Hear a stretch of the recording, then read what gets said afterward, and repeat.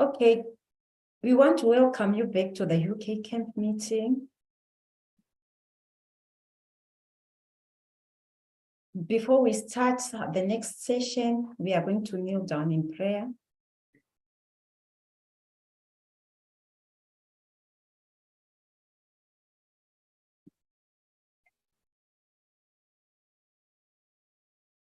Dear God, who art in heaven, we want to thank you for the blessed Sabbath day. As we are about to learn more of you, open our minds, instill the ways to Melania, what she's going to share with us.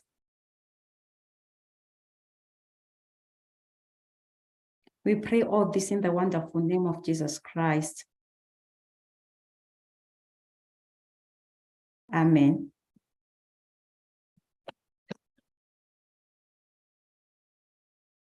I'm going to hand over to Melania, who is going to present the next session. Thank you.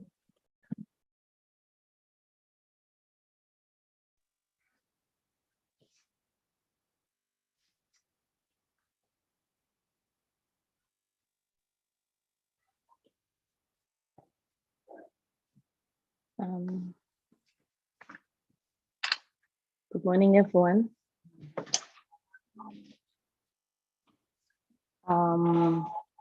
Welcome to the second presentation of the day, and a happy Sabbath to you all.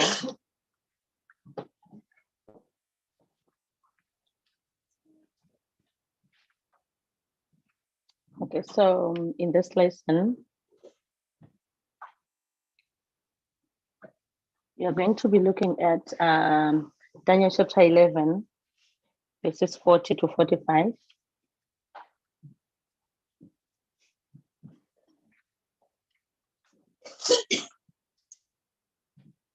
Then we are going also to look at Daniel chapter 12, verses 1 to 4.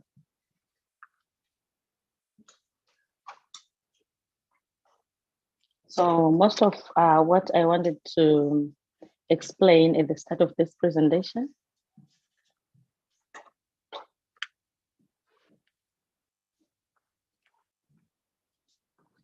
has been looked at in the previous presentation by Catherine and Elder Raminda.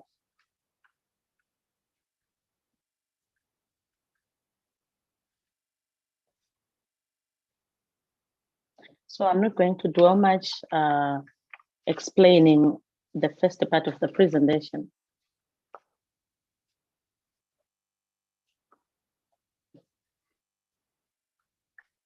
We are going to pass through.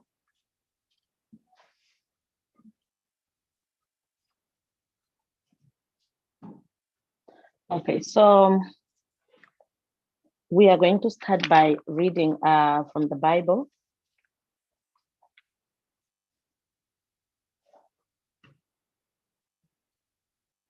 We are going to look at Daniel chapter 11, verse 40.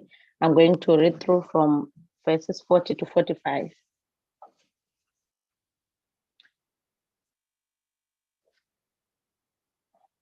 Then I'll give time for the translators to do that.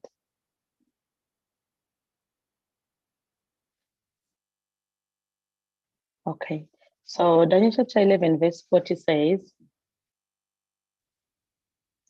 and at the time of the end shall the king of the south push at him, and the king of the north shall come against him like a whirlwind, with chariots and with horsemen and with many ships, and he shall enter into the countries and shall overflow and pass over. Verse 41, he shall enter also into the glorious land, and many countries shall be overthrown, but these shall escape out of his hand, even Moab, even Edom, and Moab, and the chief of the children of Ammon. Verse 42, he shall stretch forth his hand also upon the countries, and the land of Egypt shall not escape. But he shall have power over the treasures of God and of silver, and over all the precious things of Egypt. And the Libyans and the Ethiopians shall be at his steps. But tidings out of the east and out of the north shall trouble him. Therefore he shall go forth with great fury to destroy and utterly to make away many. Verse 45 says, and he shall plant the tabernacles of his palace between the seas in the glorious holy mountains, yet he shall come to his end, and none shall help him.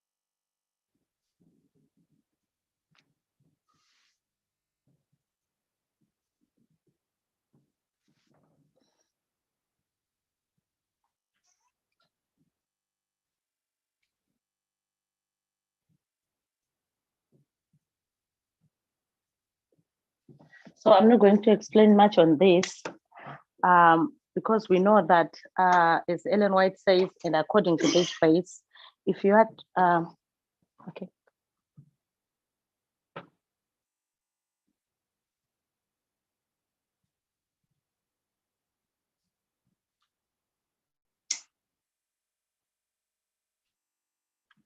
Okay, so Ellen White explains this verse, Daniel chapter 11:40.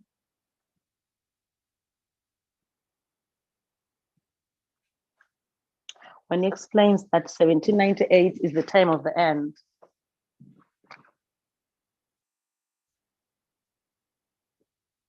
According to GC 88356.2.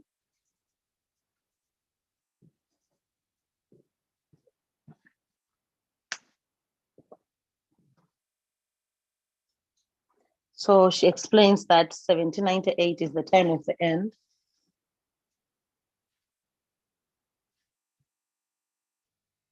Because this is when the unsealing started.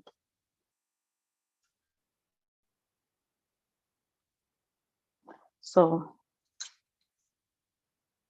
one thing that I want us to see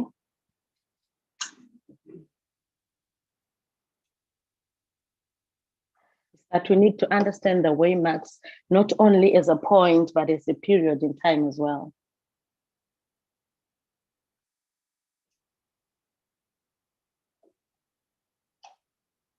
So the unsealing started at the time of the end, which is 1798.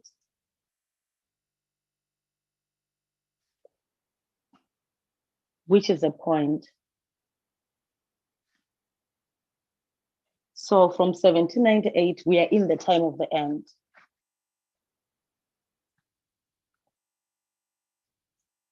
So whatever is going to happen on Daniel chapter 11, verse 40, going onwards, is happening at the time of the end.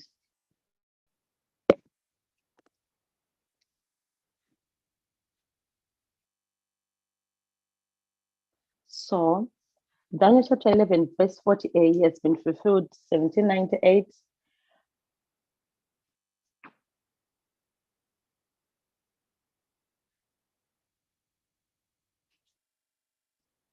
When we see the battle that was there between the king of the north and the king of the south.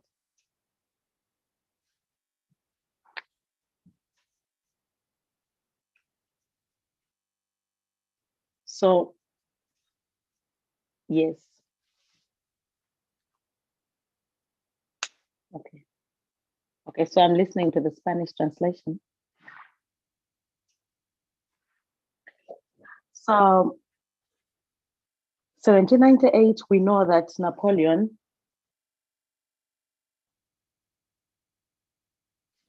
who was the king of France by that time, which you know France was the king of the south, and the king of the north was the papacy.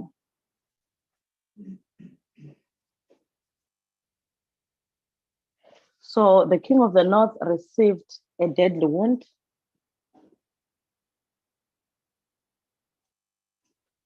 When the Pope was taken captive by Napoleon.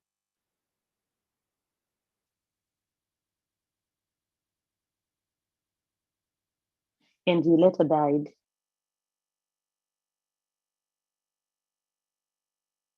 So this was the fulfillment of Daniel chapter 11, verse 40a.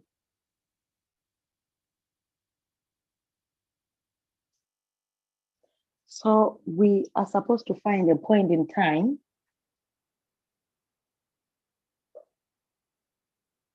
where Daniel chapter 11, 40b is fulfilled.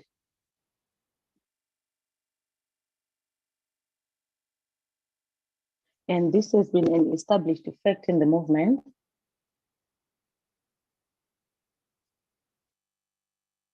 Like I've said, I'm not going to dwell much on it. We know that if you want to put history and prophecy to agree,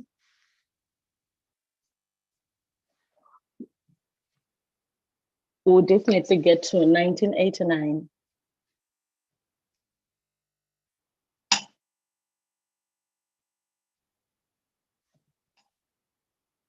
Which we know that it is the time of the end.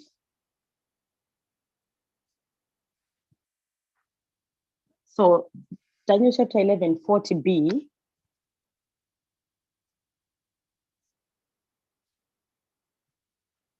was fulfilled in 1989. When you see the retaliation of the king of the north to the king of the south.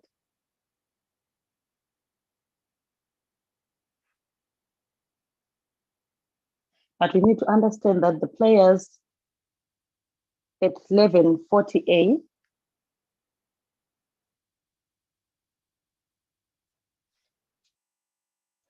are not the same at 40B.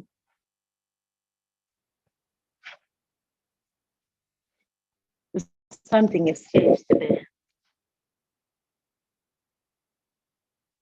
Something has changed. Нічого се змінило. So when you get to 1989, the king of the north is now a state and church power.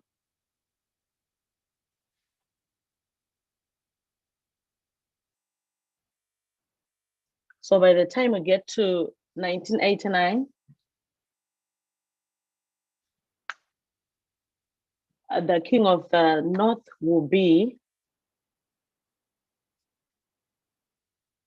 the papacy plus the USA.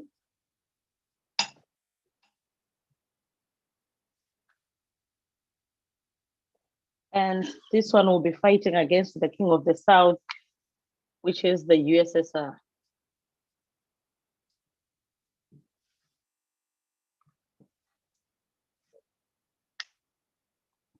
So now we see that these two, the whole verse has been fulfilled now, 1140A, the whole of it.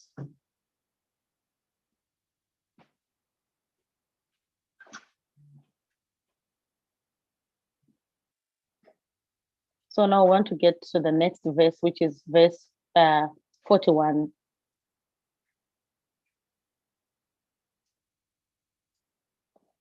So if you read verse 41,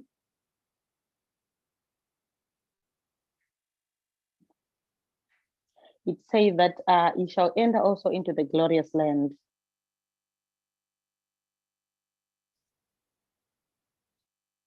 So now the question is, we have established that the king of the north is the papas and the USA.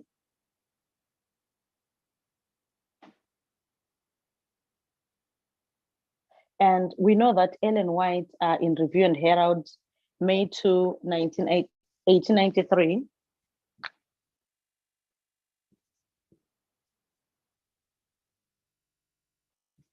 May 2, 1893, Ellen White says that, I'm going to paraphrase this. Ellen White says that the United States of America is the glorious land. Now, we need to reconcile these two.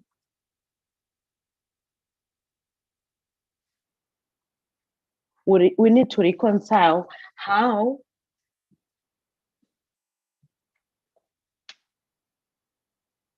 USA can be the king of the north, and yet verse 41 says, the king of the north shall enter into the glorious land.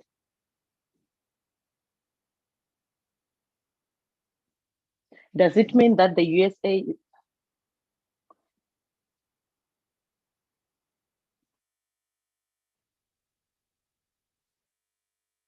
Does it mean the USA is going to enter into itself?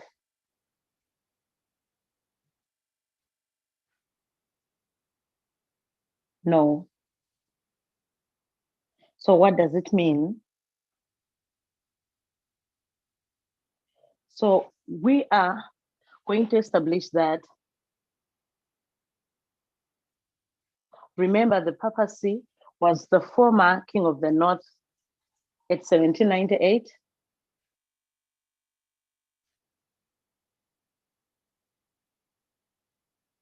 And now the king of the north is now resurrecting.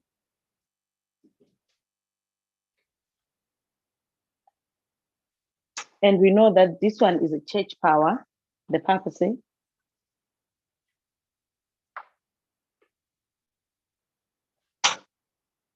It needs a beast to ride on.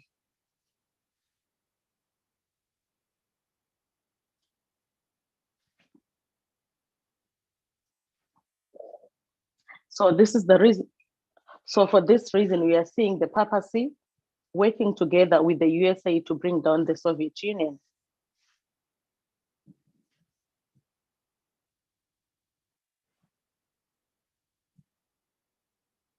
So what it means that the king of the north shall enter into the glorious land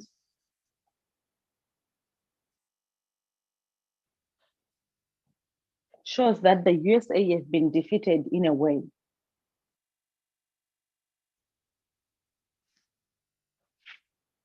Or it has been conquered. So what is it that has conquered the United States of America?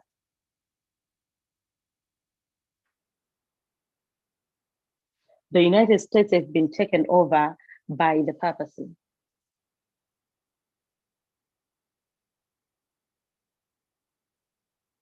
So does it mean that the United States is now a papal power?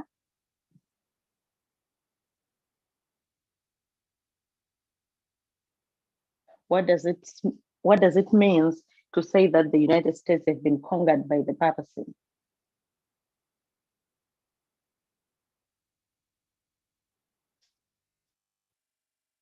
We know that the United States is a Protestant nation.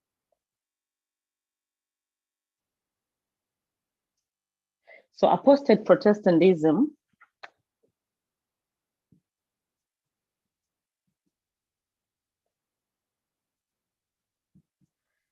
is equals to Babylon.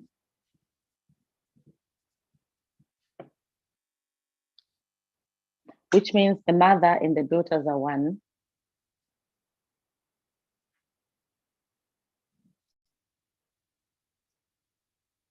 So Protestant America is serving the purpose of the mother.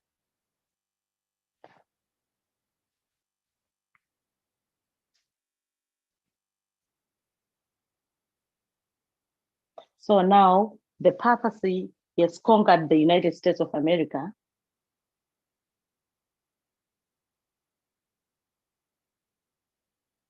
Because we know that the papacy is Babylon.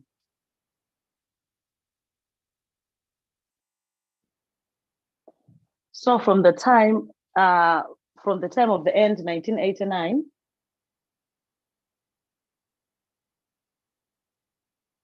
what the purpose was been doing was to try and control the beast.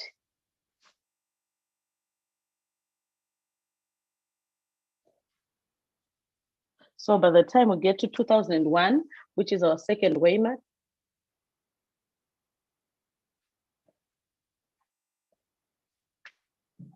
Protestantism has taken control of America.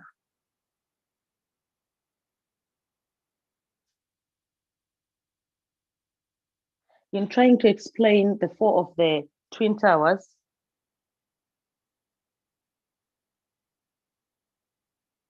most evangelicals believe that it's because America was not integrating religion in its affairs.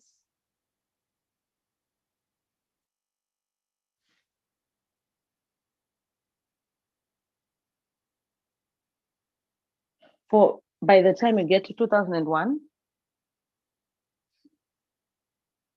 America has been taken over by the evangelicals. So to me, this is what it means that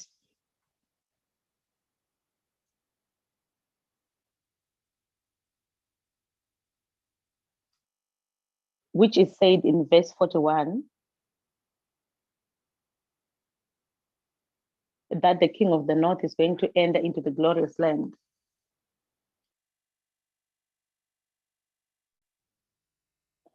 So when you're looking at these two, America and the papacy,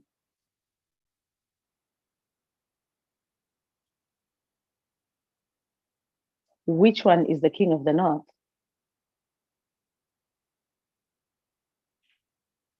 It is the papacy, which is taken control of the beast.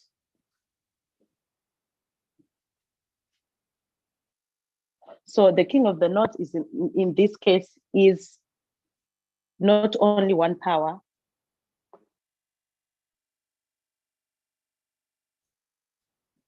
it is the papacy and America, but the papacy is an upper hand.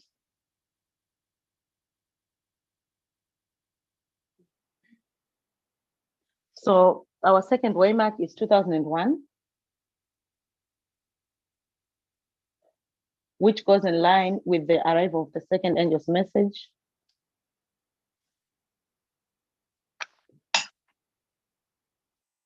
Which talks about Babylon, fallen Babylon.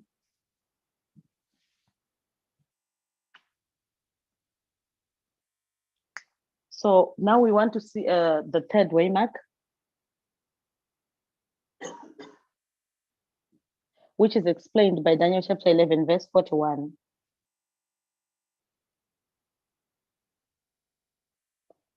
So Daniel chapter 11, 41 is talking about the king of the north entering into the glorious land.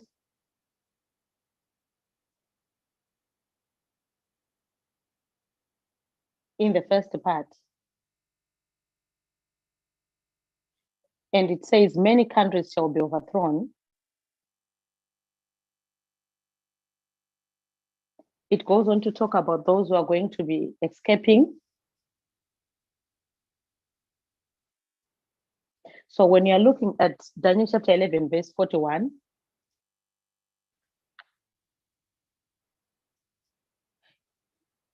it is explaining the Sunday law. Then when you go from verse 42,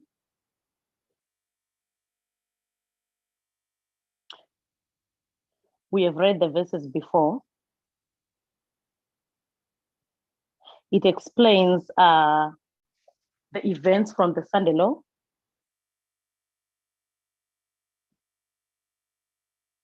Until verse 45. But when you get to Daniel chapter 12, verse 1,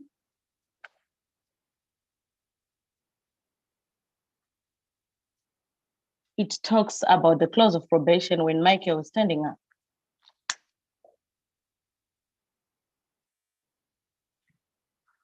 Okay, so now we have our 4 waymarks.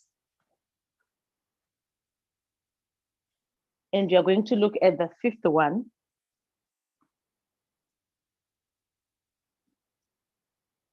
When Daniel is explaining about the troublous times that are going to befall the world.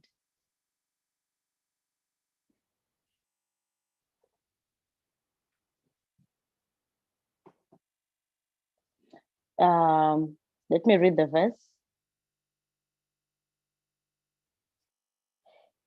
And it says, and at that time shall Michael stand up, the great prince, which standeth for the children of thy people, and there shall be a time of trouble, such as never was since there was a nation, even to that same time. And at that time, thy people shall be delivered.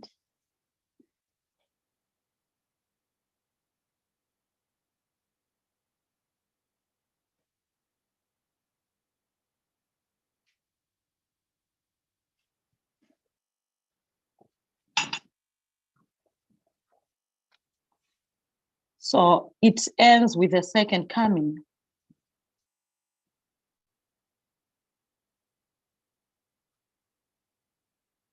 In verse 2, it explains that when the troublous times are come to an end,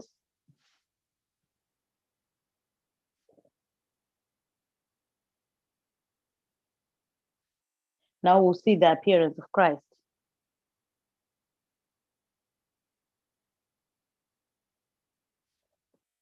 So from this line on the board, we have tried to see the 5 waymarks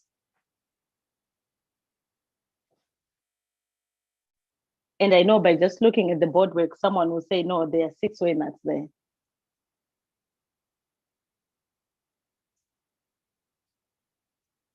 Yes, somebody has just confirmed that there are 6 lines. Don't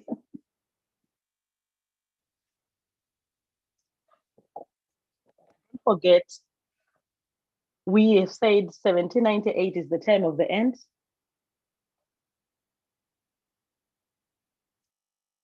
And the time of the end is not only a point, but a period. And we are supposed to see also the fulfillment of Daniel chapter 11, 40b.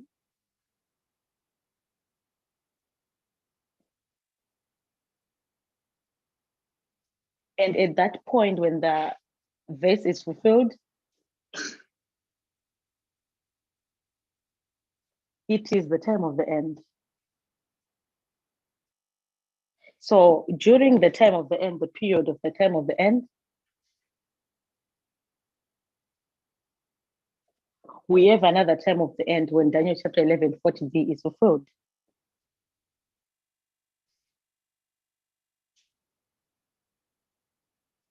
So now in this lesson,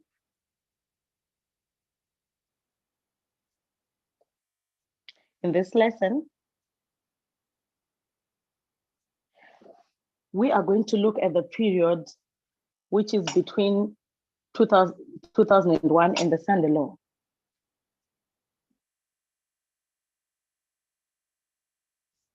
Specifically because this is where we are on the reform line.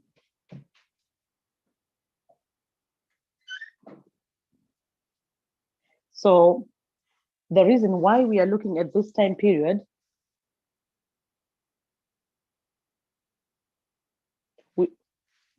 is because we want to look at Daniel chapter 11, verse 41 specifically.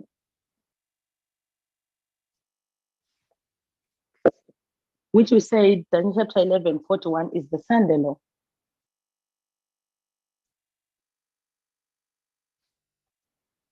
So between the waymarks of 2001 and the Sunday Law,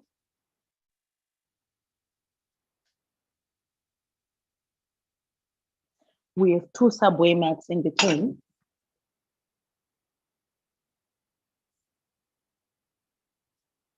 We have Raphia and Panium.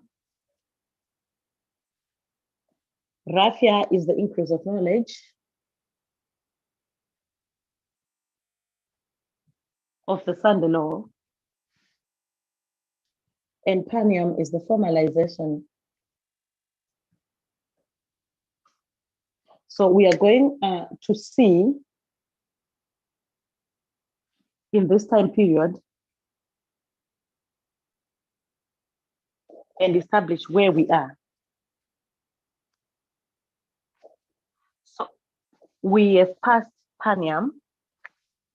Raphia was 2019 and Paniam was 2021.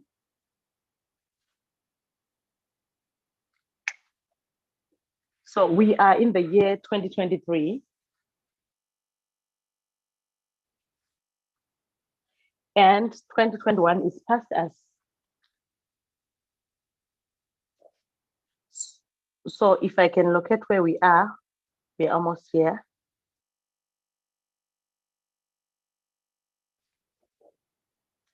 We are between the period of Paniam and Sandelong. And we are approaching the Sandelong.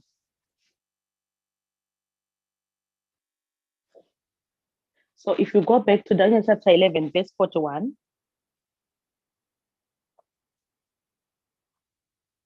it explains the events of the Sandelong, or the things that are going to happen at the Sandelong.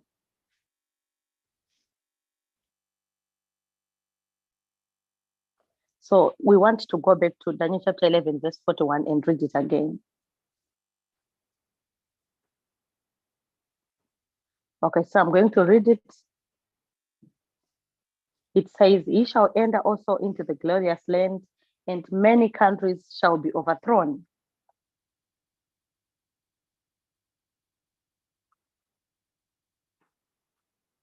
But this shall escape out of his hand.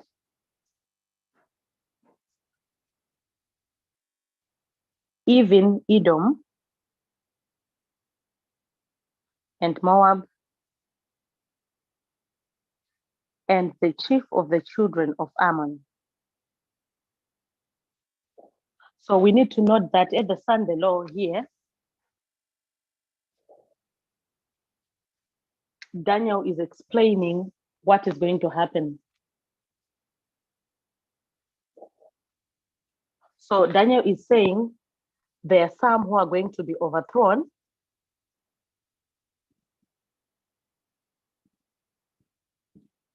and at that same time, some are going to escape. So we want to see who are those who are going to be overthrown and who are those who are going to escape.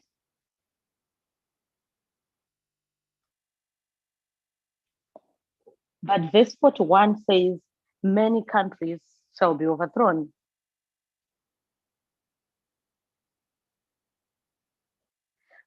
But the second part of the verse talks about Edom, Moab, and Ammon.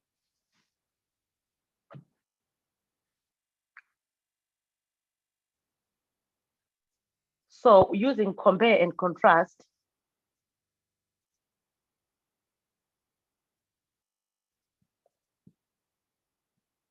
remember verse 41, when it talks about the countries, it is italicized.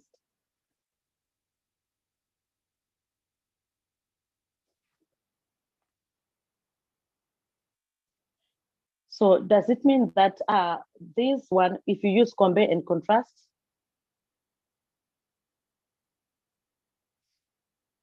if those who are going to escape are people,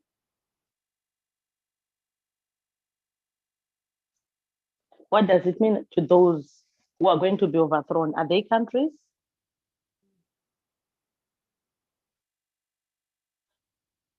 So using compare and contrast, it means those who are going to be overthrown are people, not countries.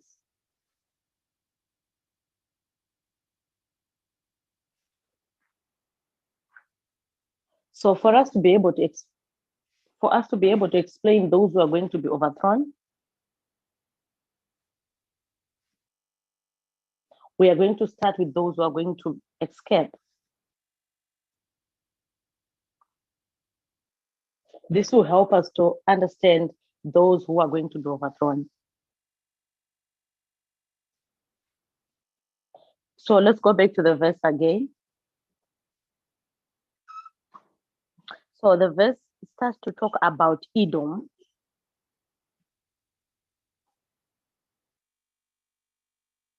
explaining those who are going to escape.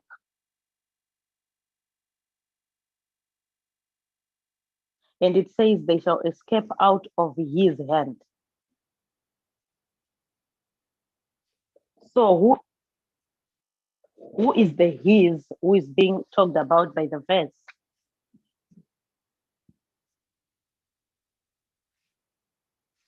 It is the king of the north. Thank you.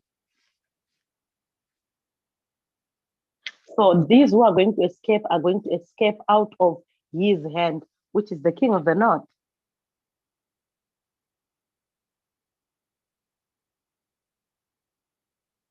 So now we want to establish those who are going to escape first. And let's keep in mind that it says even Edom.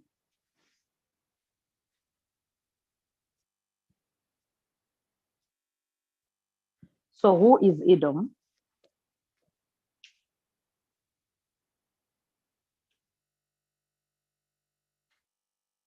We are going to go back to the Bible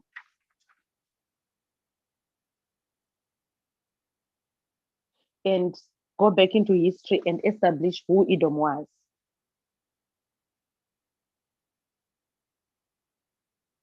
So Genesis chapter 36, verse 1.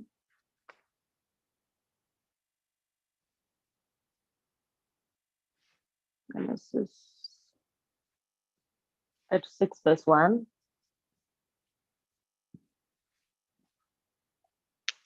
The translators, you can make use of the notes.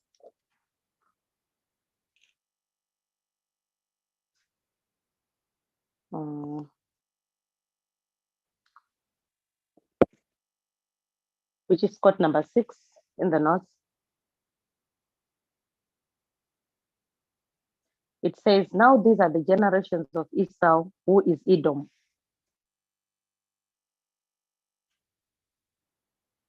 So from this verse,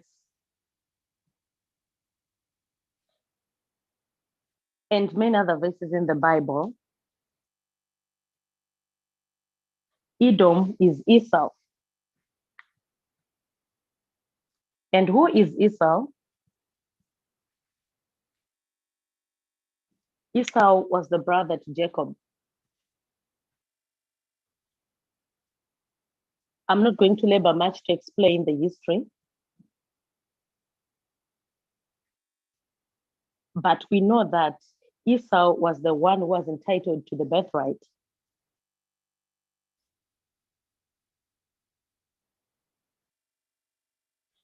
And he sold his birthright to his younger brother, Jacob.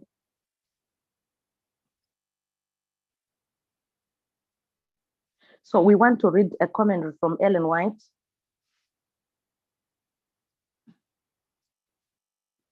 And hear what Ellen White has to say about Esau.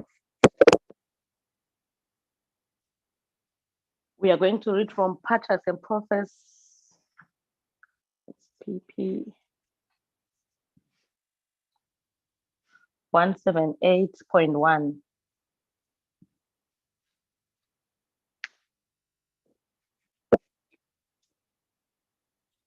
This is code number 7 for the translators.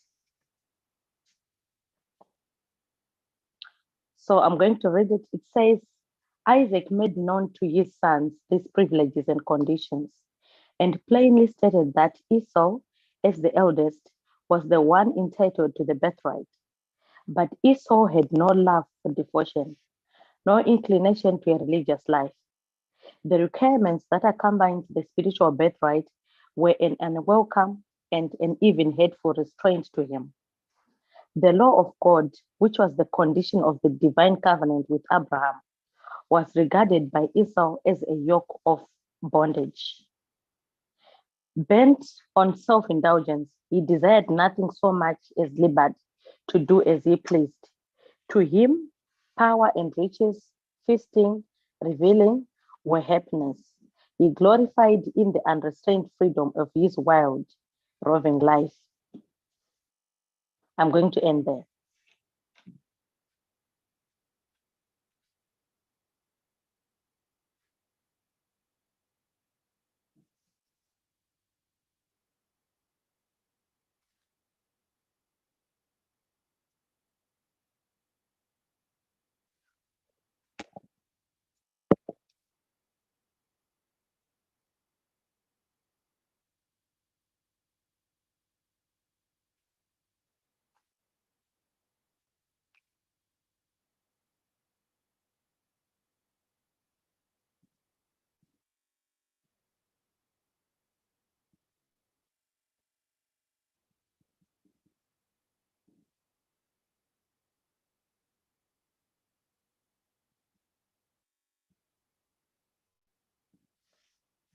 So if you are looking for this description that has been given about Esau,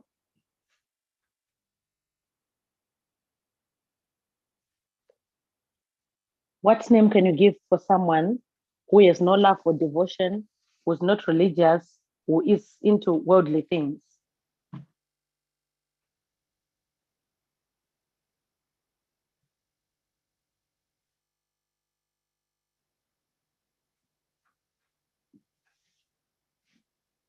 Yes? Somebody says the Gentiles from the congregation? Anyone else?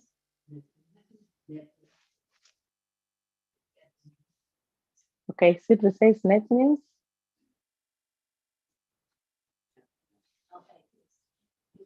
Yes.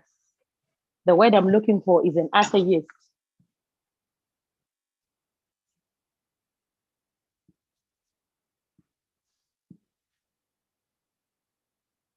So this description that has been given about Esau,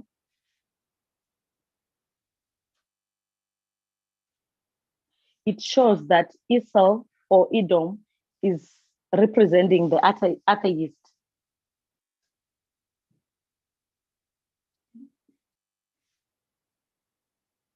Somebody who doesn't care about religion. Someone who's non-religious. So when the verse says even Edom,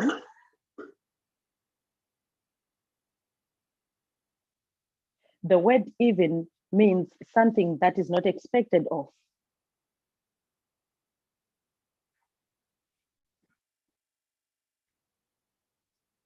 It's more like a surprise.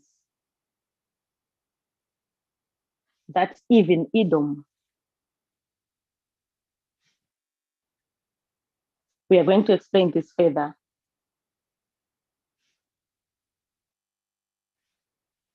Now we want to look at the next character that is pointed out in the verse.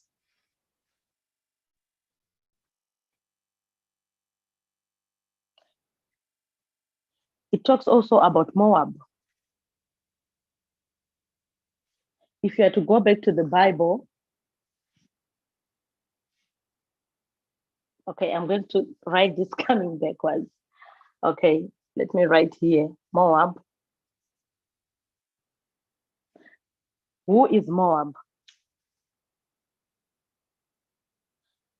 Let's go back to Numbers 22, verse 5 and 6.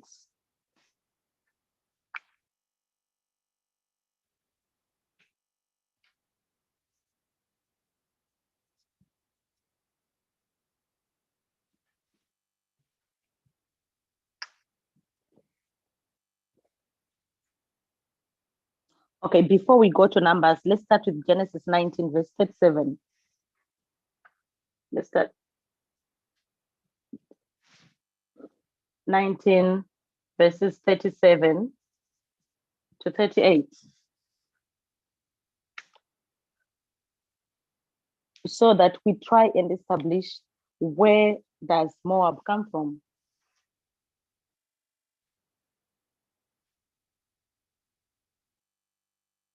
So if you go back to our notes, it's quote number 8. And the firstborn bare a son and called his name Moab. Yeah, you can go on. And called his name Moab, and the same is the father of the Moabites unto this day.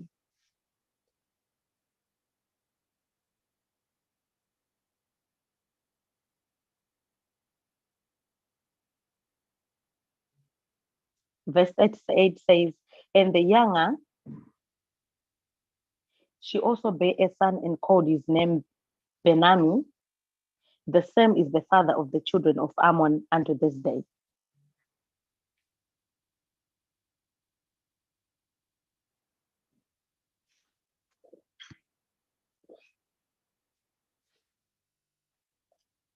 So historically, when you're looking at the Moabites,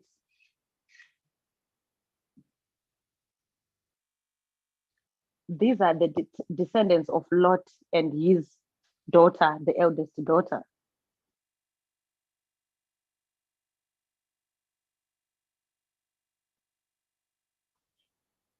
And the same verse talks about the Moab, the Ammonites as well, who are the descendants of Lot and his younger daughter.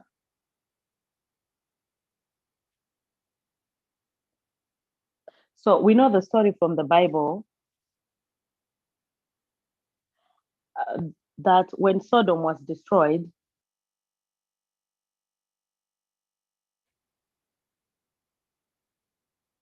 it was Lot and his daughters that were saved.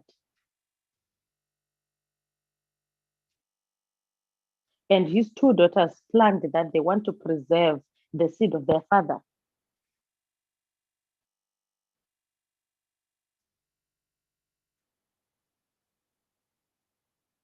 And they deceived their father and slept with their father. And this is where we got the Moabites and the Ammonites.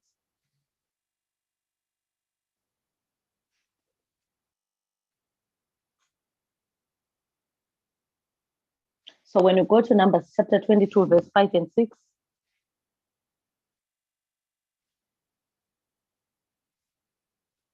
we are going to read it. It's quotation number 9, quote 9. So it says, he sent messengers therefore unto Balaam, the son of Beor, to Pethor, which is by the river of the land of the children of his people, to call him, saying, behold, there is a people come out from Egypt. Behold, they cover the face of the earth, and they abide over against me. Verse 6. Come now, therefore, I pray thee, cast me these people, for they are too many for me. Peradventure I shall prevail, that I may smite them, and that I may drive them out of the land. For I wot that he whom thou blessed is blessed, and he whom thou cursest is cursed.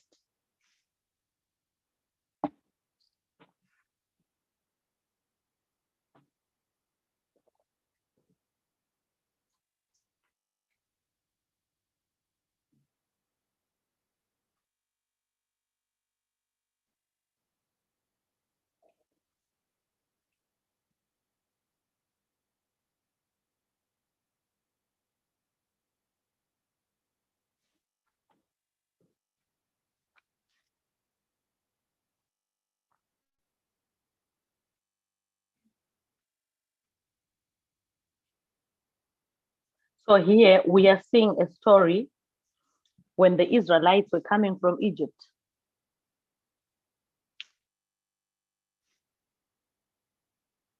And they wanted to pass through the land of the Moabites.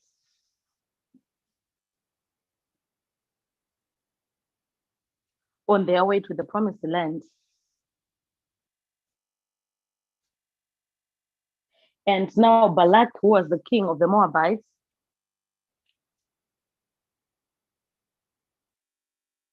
didn't want to give them access through his land.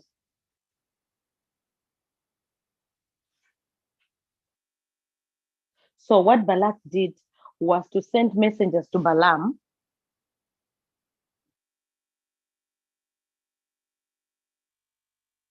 so that he can curse the Israelites on his behalf.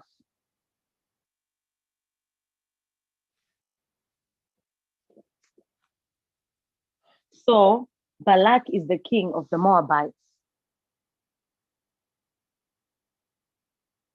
So do we think the Moabites was just like a single clan?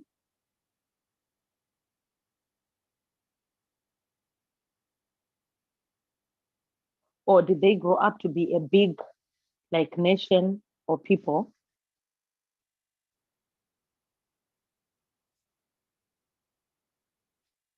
What are your thoughts?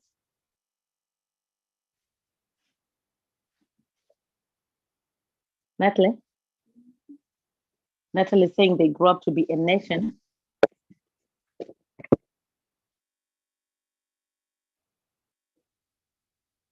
What type of a nation?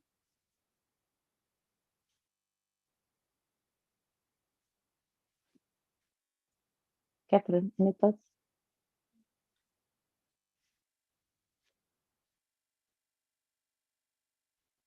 Any thoughts, Manjit? They were a wicked nation, enemies of Israel. Yeah, they were enemies of Israel and they were a wicked nation. So my question is,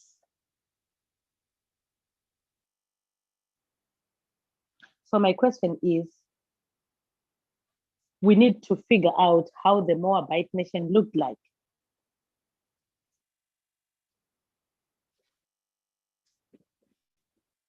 So this is the nation of the Moabites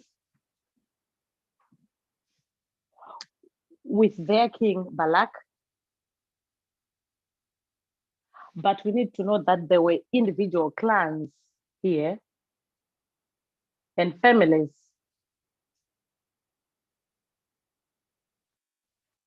Individual clans and families.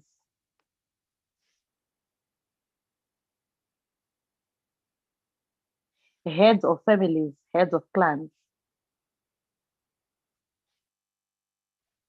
So we have this clan with their heads. Another one and another one and another one. These are all heads of clans and families. But they will have their overall king was Balak.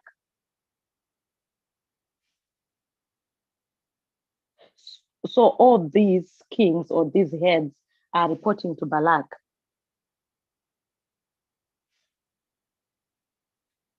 So who is Balak?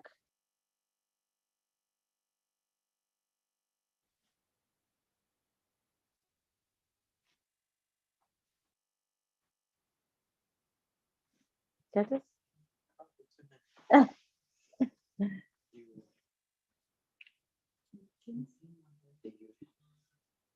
Yeah, the king of the Moabites. So, yes, is the king of the Moabites. Yes, thank you. So Balak is the king of kings. Like what Catherine has said. Remember, these are individual clans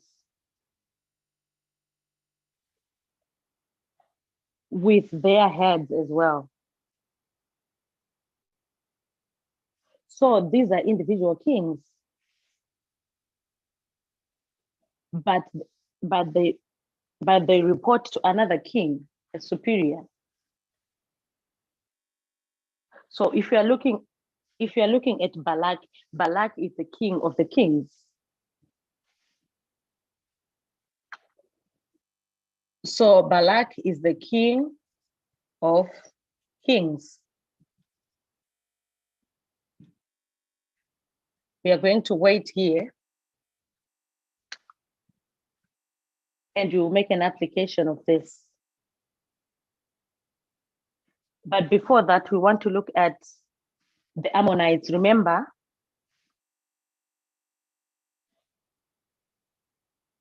when the Bible mentions about the Moabites, it also mentions about the Ammonites.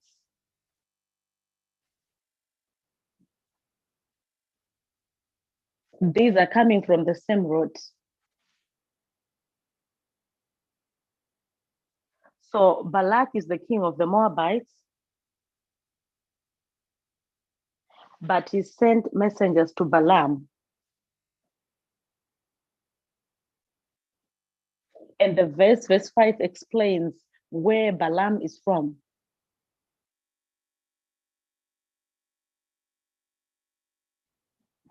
So before we go to establish where Balaam is from,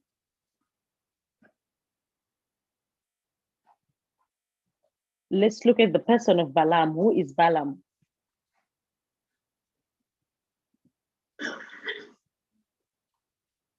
So the verse here is talking about cursing and blessing.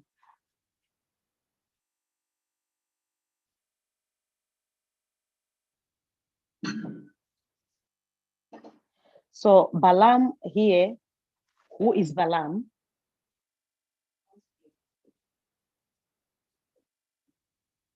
He was a?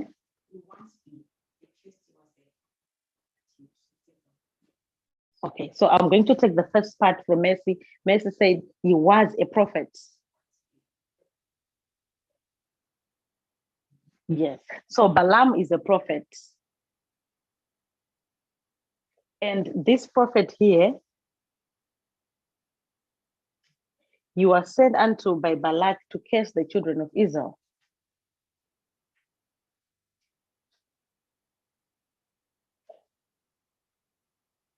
So Balaam is a prophet.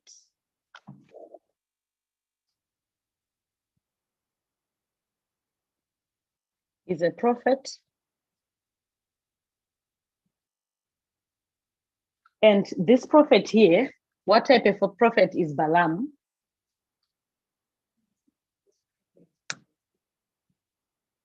Now we want to go into this context. When Balak sent of Balaam, what type of a prophet is Balaam?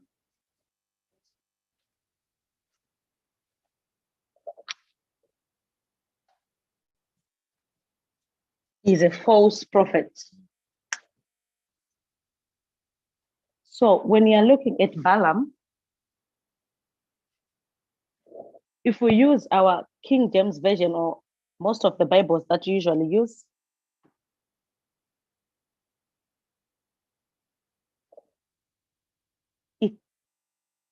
there's something that is not coming out from the KJV.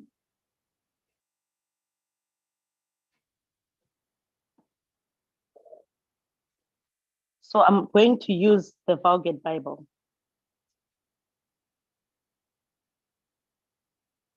And look at the same verses. So this is quote 11 and 12. The same verse, Numbers chapter 22, verse 5 and 6. So it says, he sent therefore messengers to Balaam, the son of Beor,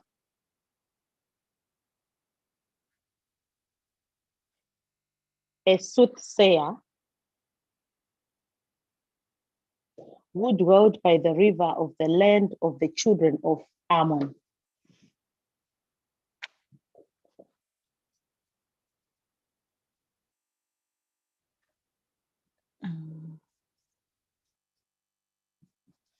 In the land of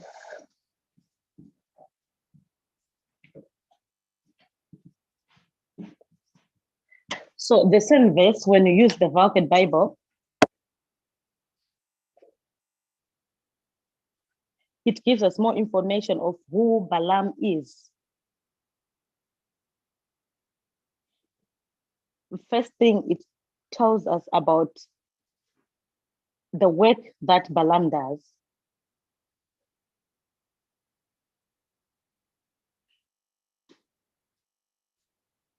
It's told us that Balaam is a soothsayer. What other name can we use for a soothsayer?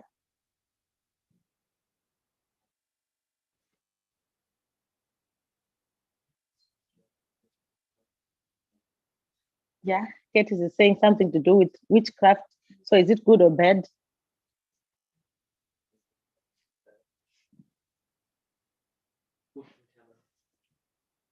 So in other words, that person is a false prophet. So this verse clearly explains that Balaam is a false prophet.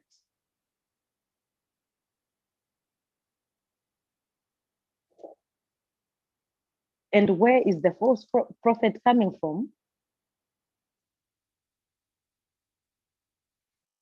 It's coming from the land of the children of Ammon. So if you are looking at this model here, from what we've established from the verses,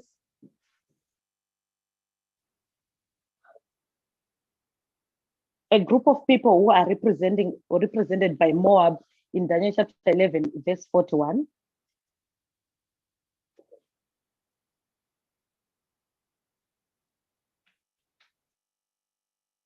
So Moab is a symbol of the King of Kings.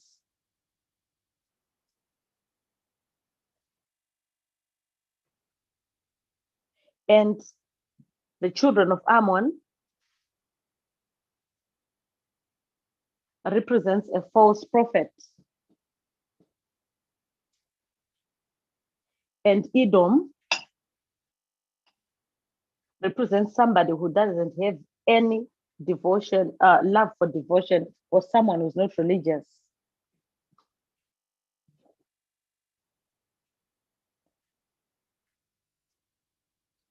And we have established that such a person is an atheist.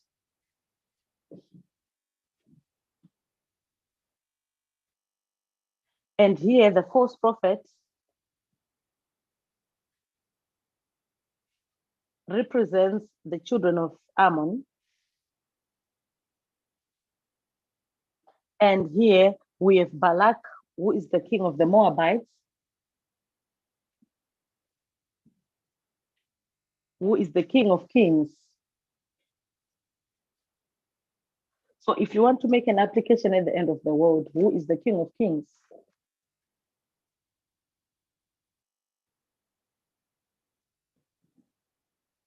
We can get that from our reform line.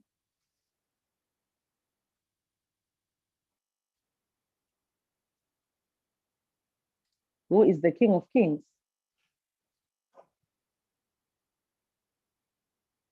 Sibre? Okay, Sibre is saying Jesus, but the clue is here on the line.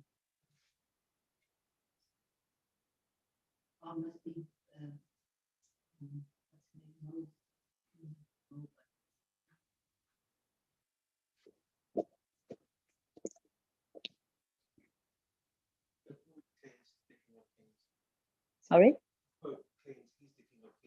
So Manjit is saying the Pope claims that he is the king of kings, right? Remember, by the start of our reform line, at the time of the end,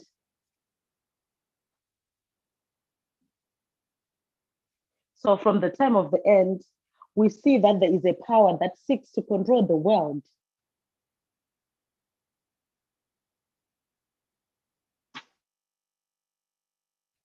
So the world, just like the Moabite nation, has different kings, individual kings, but those kings, they report or they kind of like being controlled by a super king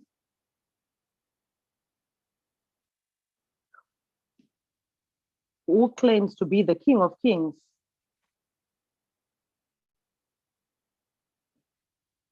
And remember, what is the mandate of the papacy, the line of the counterfeit?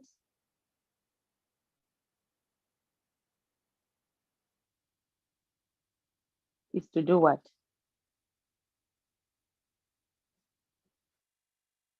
To copy. What else? Yes, imitate Christ, then what?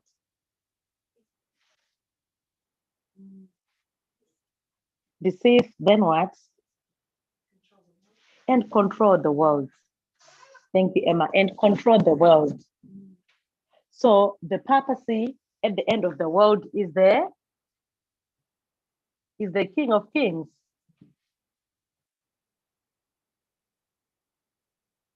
So from this symbology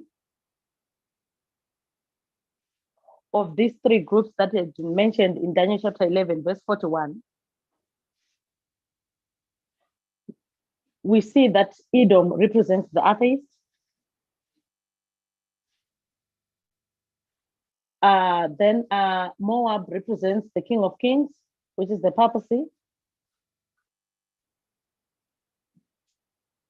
And the children of Ammon represents a false prophet.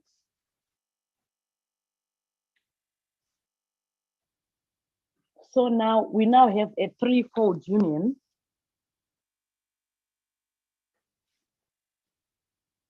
So we have the atheist,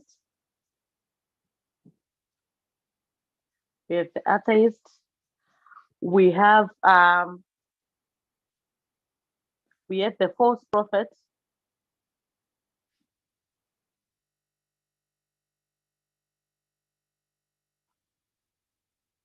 We have the King of Kings.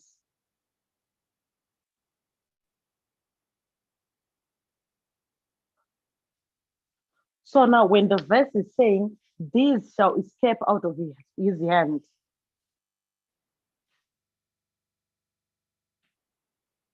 it's talking about the people that are in the world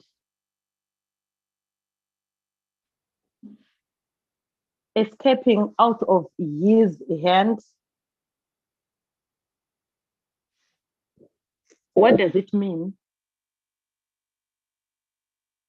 It means that the atheists, the false prophets, and the papacy, which is the King of Kings,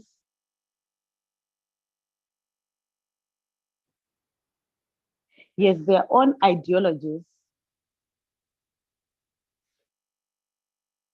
And their ideologies are the ones that people are going to escape from. Who is a false prophet at the end of the world?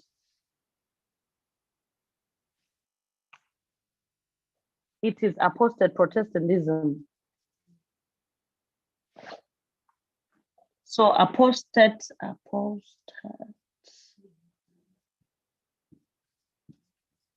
So the apostate Protestants of America are the false prophets.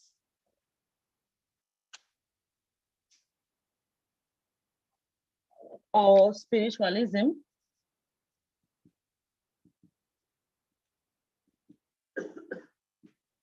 So the people that are going to escape are going to escape from the hand of the papal ideologies or the ideologies of apostate Protestantism or spiritualism,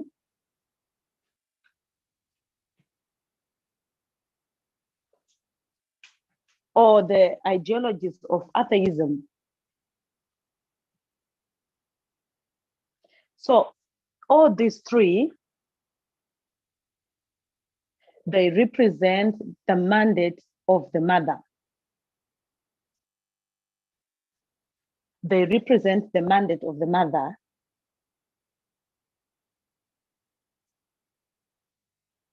Let's remember Revelation 17, chapter 17. It talks about the mother and the daughters being one.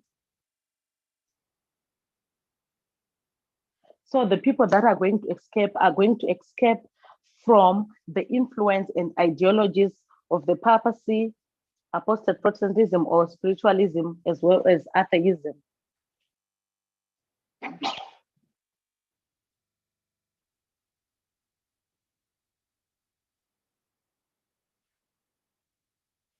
And when someone is escaping, someone is breaking free of the bondage.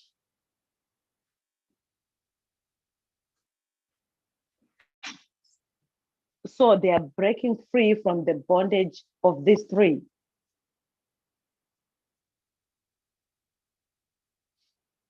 So if someone is breaking free, they are breaking free from something going somewhere.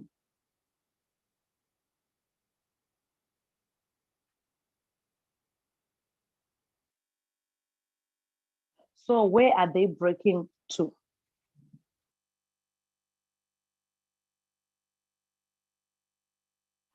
So when they are breaking free out of these ideologies,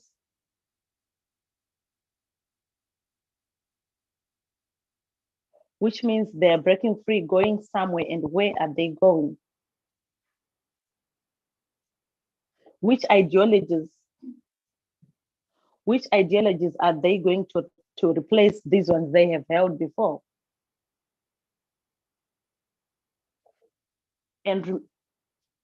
And remember, we said we are approaching the Sunday law. We are in the period of the agitation of the issues of the Sunday law.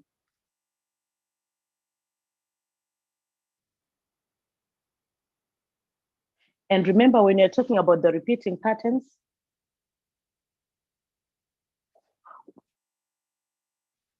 when the message is formalized here, remember, this is the formalization of the Sunday law, which means we are in the test. And the great test is going to end when you get to the Sunday law.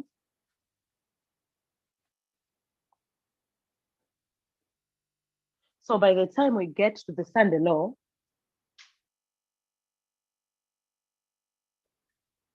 this is where Daniel is saying some are going to be overthrown and some are going to escape.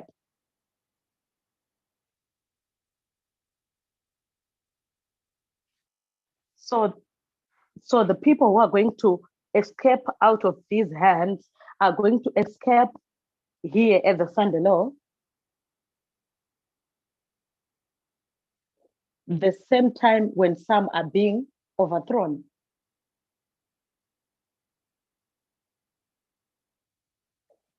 So an atheist is in the world. This is the world as well. And this one is the world as well. Remember, when God is calling people or gathering people, two calls are made. First the church, then the world, right? So if these who are going to escape are going to escape from the world, which means these who are going to be overthrown, they are going to be overthrown from where?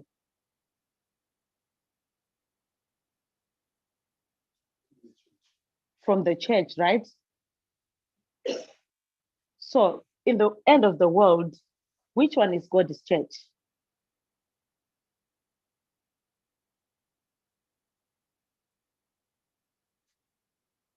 Who is God's church at the end of the world?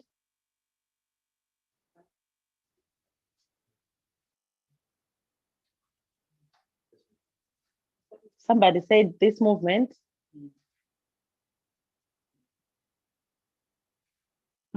Natalie?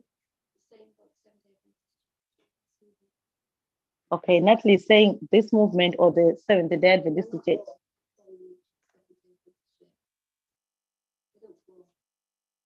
Okay, okay.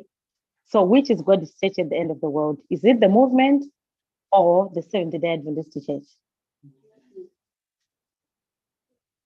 It seems people on this side, they're agreeing that this is the movement.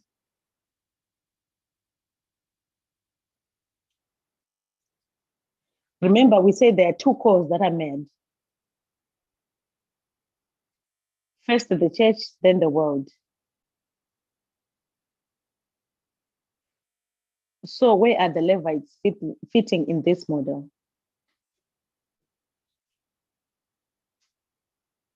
Ellen White talks about the church of God, and it can never be Babylon. So if we don't include the Seventh-day Adventists into this, which means we are putting them in those group of people who are going to escape.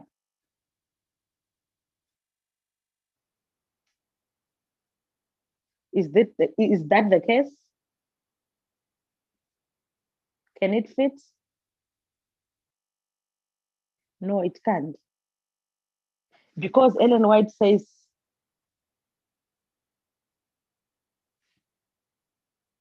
the church of God can never be Babylon. So the Seventh-day Adventist church can never be Babylon. So it does not fit into these three groups. So those who are going to be overthrown are going to be overthrown from the Adventist cycle.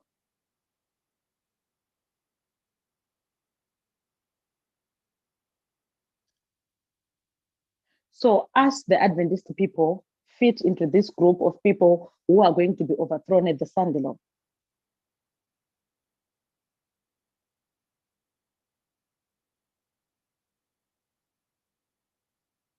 Both the people who are in this movement and those in the conference church are the ones that are represented by the group of people who are going to be overthrown at the Sunday law.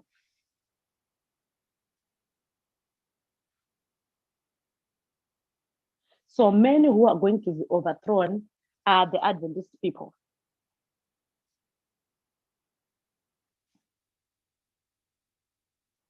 So which perfectly suits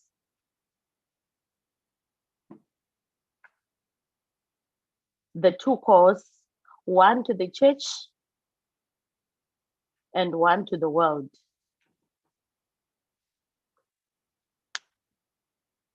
So many of us are going to be overthrown at the Sunday law.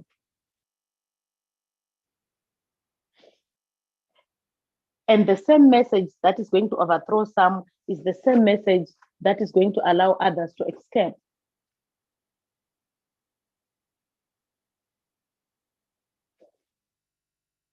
So all this is going to be happening at the Sunday law.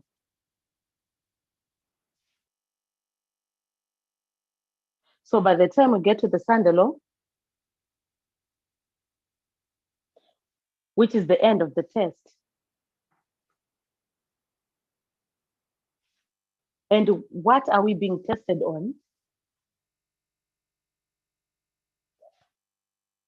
Remember, 2019 is the increase of knowledge of the Sunday law, which is feminism.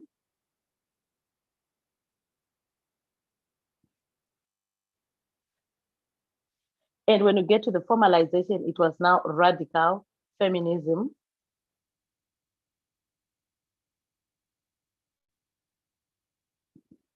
So is it enough for us to be tested with just the radical feminism?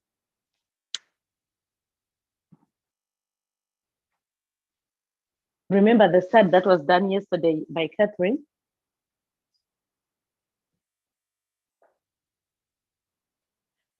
The world, there are some in the world that have a correct understanding of radical feminism.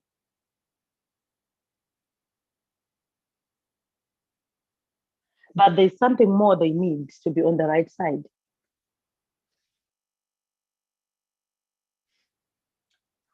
Remember, she talks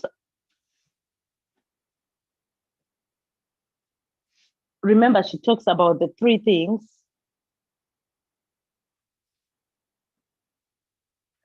Going back to the line of the Millerites as a parable of our line.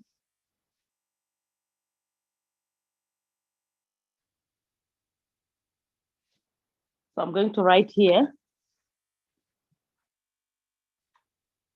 I get so confused with alpha and omega symbols.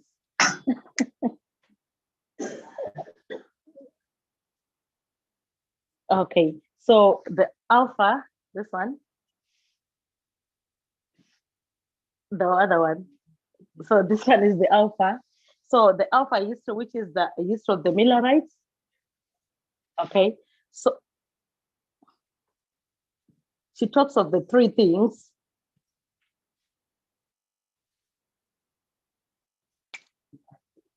So the testing issue of their time was slavery.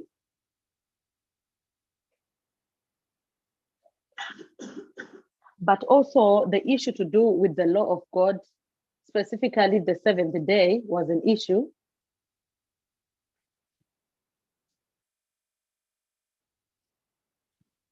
And they also had the 1850 charts.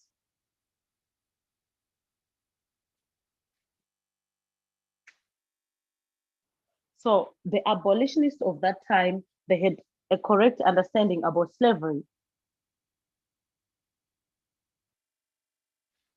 That slavery was bad, but it was not enough for them to be served. they needed to keep the correct day, which is the Sabbath, and they needed the charts to understand the message. In the same way, in the Omega history, which is us, for us not to be overthrown at the Sunday law,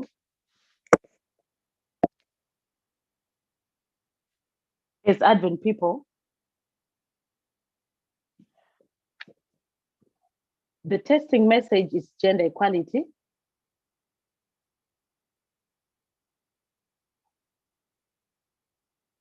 The world understands this. Some people in the world, but they don't have the lines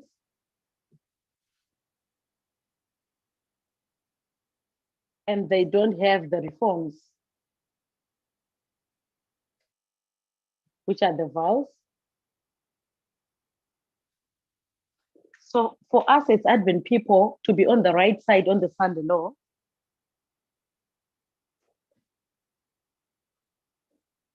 we need this set here.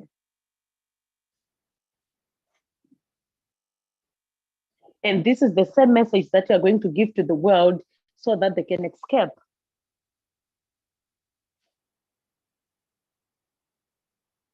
Now the problem is,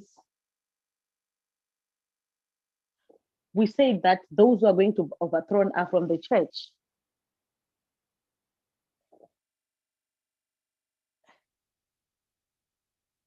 And the Church of God is made up of two groups, we know that. Us, the movement, and the Seventh-day Adventist Church. Now the issue is the Seventh-day Adventist Church, when it comes to gender equality,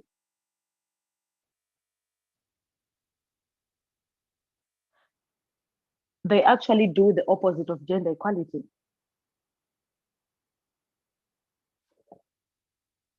They promote patriarchy and sexism, which can be seen in how they tackle the issues to do with marriage,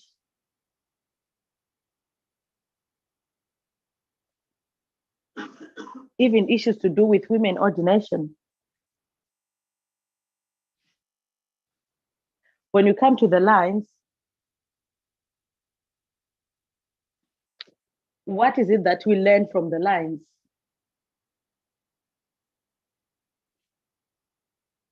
World War I and II, Pyrrhus, X-27, and all this is pointing to showing us the relationship between the mother and the daughter, which is Revelation 17. The Adventist people, they hold on to conspiracy theories.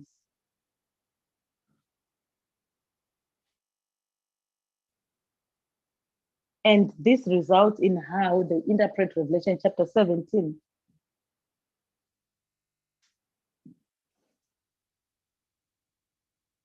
So to them, when they are looking at the relationship between the papacy and the Protestants, to them, they see two groups that are like, that are friends of some sort. But us as a movement, we've learned through the lines that actually the mother and the daughter are not friends in any way.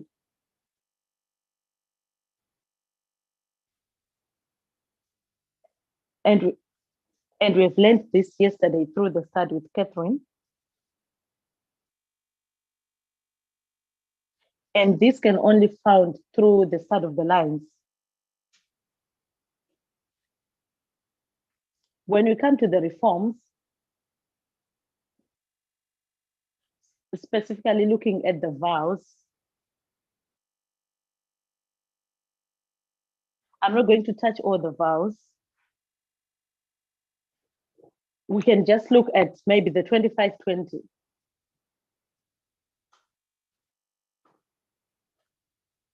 It's one of the things that we as the movement believes in.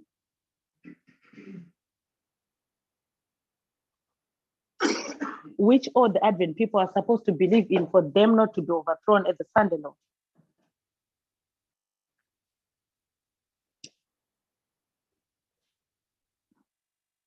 But the conference church doesn't believe in this.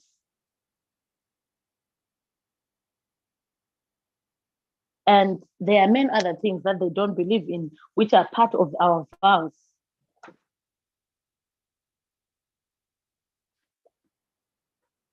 The other one, which is so clear, is 2001.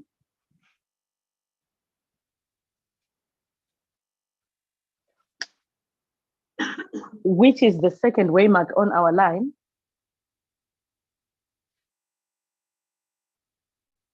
They don't believe in it either.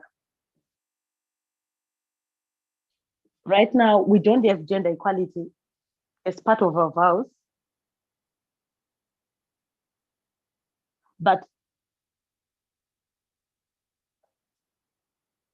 which is one thing that we believe, which is central in this movement, they don't believe it as well. So when you're looking at this, all these things, it makes them like, they're like setting up themselves up for overthrowing.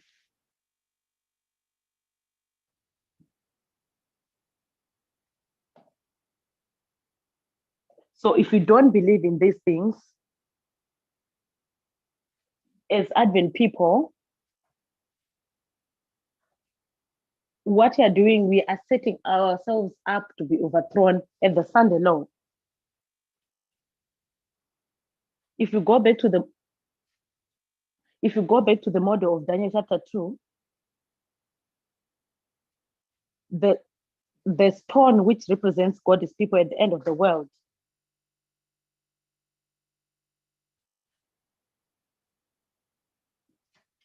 is cut from the mountain, which means the mountain is overthrown. And what is the stone going to do? It's going to hit the statue. And there's going to be some wheat from the statue. So the wheat is the people of God who are going to escape the world. The people who are going to escape the ideologies of apostate Protestantism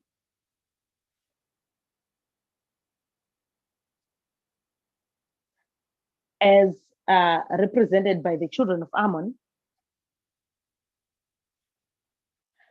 and the people that are going to escape from the ideologies and philosophy of atheism. Sorry, should spiritualism be under atheism? And those who are going to escape the influences of the papacy. Is this a small point? Should spiritualism be under atheism? This one? Yeah. Sorry. You are saying? Should spiritualism be under atheism? We've got spiritualism with apostate Protestantism. Mm-hmm. But with the threefold union, we put spiritualism under atheism. Okay. All right. So I'm going to put spiritualism on atheism. Do you think so? Okay, maybe we can discuss that later, if you don't mind. Okay, for now, I'll just leave it here. For some reason.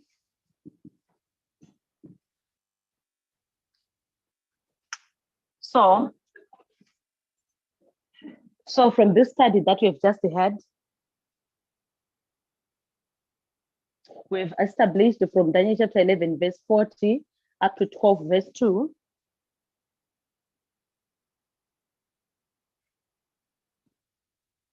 In view of the spirit of prophecy, which said these things are going to be repeated.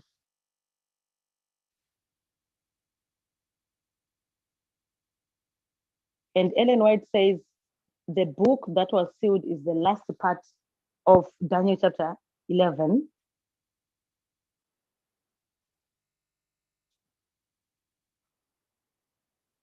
Which has been unsealed from 1798 up to the second coming.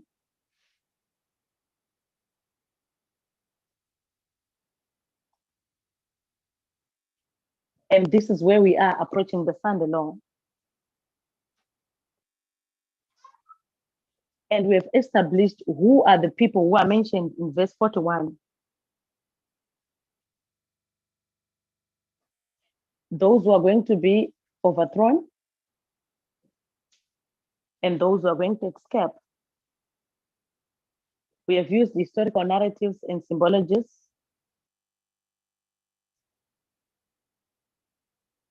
to establish that these, which means the people,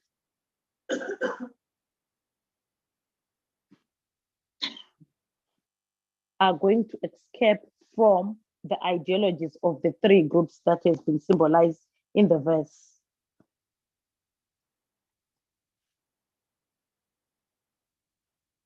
And we have learned that these who are going to be overthrown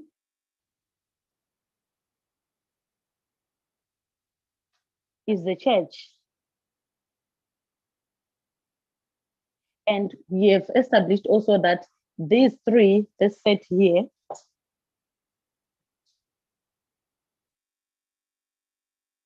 is going to result in some being overthrown and some escaping.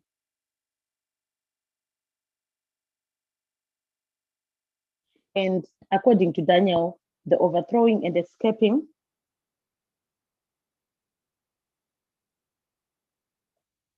is happening simultaneously at the Sunday law.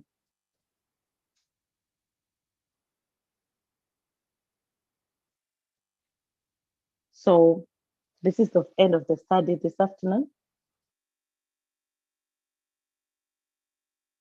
I've tried to summarize what you have been learning from the start of the presentation.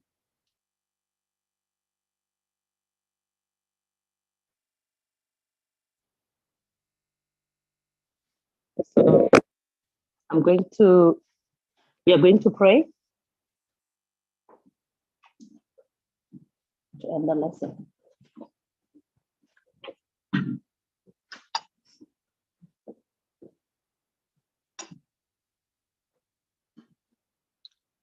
Let's pray.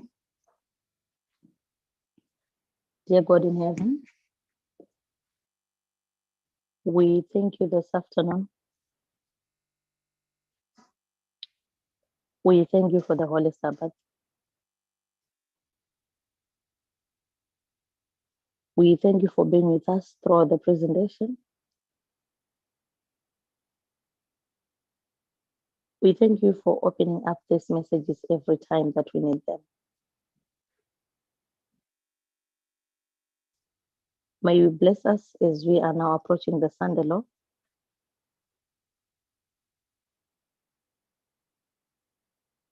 May you bless us also that whatever we are learning,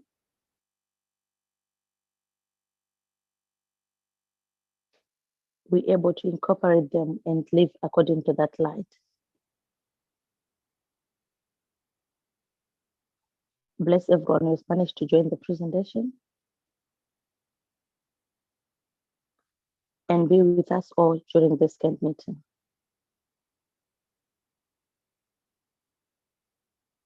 May you bless us as we are going for a break.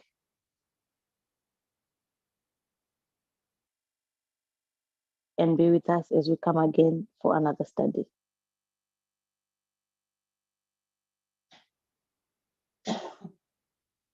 We thank you for this is our humble prayer. In Jesus' name, amen.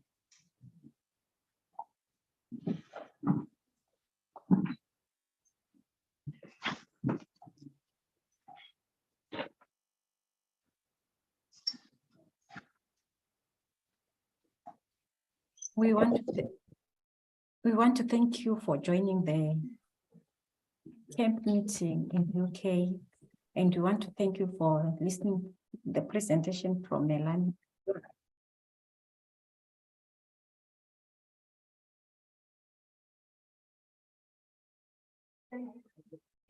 Our next meeting is at 7 o'clock UK time. Stay blessed, have a blessed Sabbath. Till we meet, may God bless you.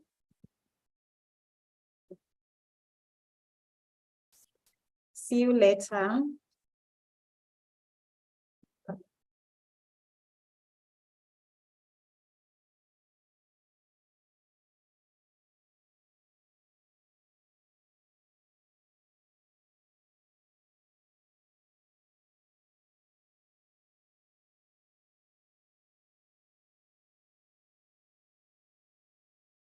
People forgotten who they are. Better check. Let me check. Yeah, thanks for that was. But they don't have any